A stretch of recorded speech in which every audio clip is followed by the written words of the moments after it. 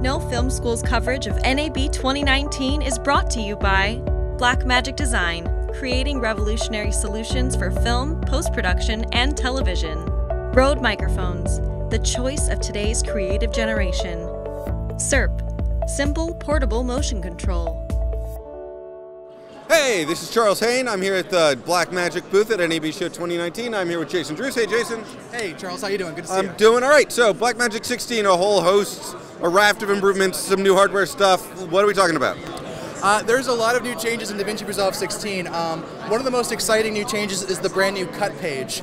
Essentially, we realized that there was a whole separate culture of editors that really didn't have an application or a page of an application built for them. So for the folks that really don't have time for a long string out of nuanced cinema or narrative television editing, people that are doing TV commercials, people that are doing short form, that need to print the video, get it out there, get it on the air, the cut page was essentially built for them. So what the cut page does, and also what the DaVinci Resolve Editor keyboard does, is it erases all of that time that you're spending moving around the UI, and it's like every single movement you're doing, you're actually editing. So as I play back here, it's cool to see that I have a dual timeline. What I'm viewing up here is essentially a zoomed out version of my timeline from start to finish, and then I have a zoomed in version of my timeline with a fixed playhead where the content moves past the fixed playhead. So these are actually two active live timelines, so I could take this clip over here and move it over here if I wanted to. I could also do the edit right over here on the bottom half of the dual timeline and move this clip over here if I wanted to. Now, the cool thing about the DaVinci Resolve Neural Engine, the cool thing about the cut page, is that I don't have to actually be on a cut in order to accomplish a cut. Using the editor keyboard here, I can quickly switch between source and timeline, and I can jog or scroll through certain parts of my timeline. So if I wanted to add a dissolve right here, I don't even need to be on the cut. I can be near the cut, hit the dissolve button, and there's my dissolve right there. But the best part about it is we didn't do anything to the edit page except for add about the 75 or 100 features we actually added to it this year.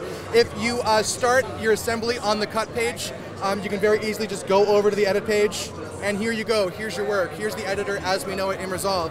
So when you need to do your nuanced keyframing, your nuanced animation, your more advanced editing work, you can just go ahead and you can do that right here on the edit page. It's important to know that the cut page, it's not simplified, it's not a dumbed down version of the edit page, it's just a new way of thinking about editing for a new culture. It's important to note that Fusion is working way faster than it ever has been before.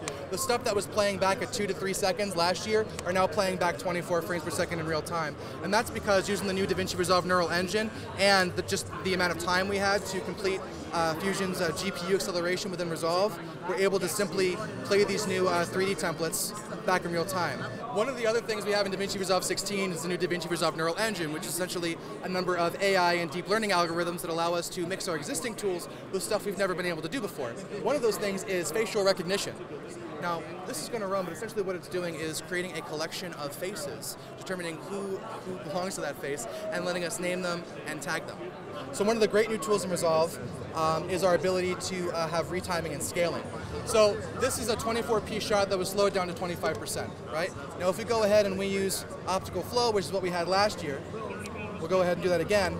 You can see it does a good job making a lot of frames, but if we full screen that, and do the same thing again, you're going to see we got a lot of warping around the legs, around the torso, around the dugout. What the new speed warp tool does, if we go to the motion estimation and we choose speed warp, the neural engine is actually taking a look at the existing optical flow, looking at what is warping, similar to how we use noise reduction. It's kind of eliminating that warp and keeping everything straight together.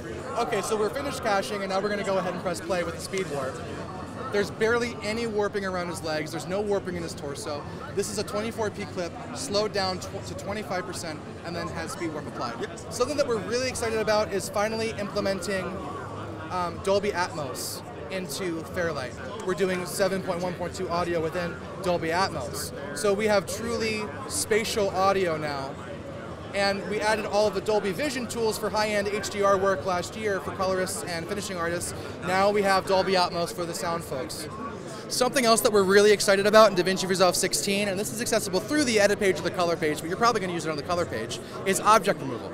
So if we go over to the shot right here, the first thing we're going to notice is that there's a shortstop running behind the picture, and what we're going to want to do is remove them. So the first thing I did is I made a circular power window, and I went ahead and made some edit points, and I tracked them. So after you track the source that you want to remove, you apply a new node, to which we already have object removal applied. But before we turn it on, I want to show you the show mask overlay.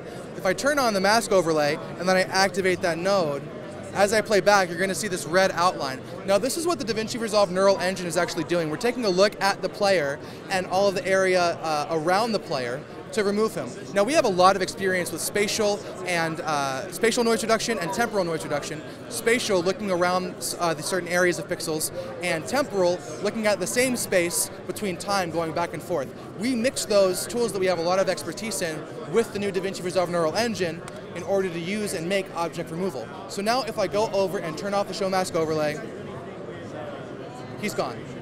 One thing that we noticed about this shot is that it's a pretty difficult shot to demo, and I'm going to put it full screen so you can see it even larger. We have a shaky camera shot, we have a handheld camera movement, we have woods in the background, and we have a baseball going right through the image. Now, you can probably nitpick it a little bit, and this is the first iteration of this tool in the first public beta, so it's going to get even more powerful and powerful as we use it even more. But again, that's what we had before, and that's after.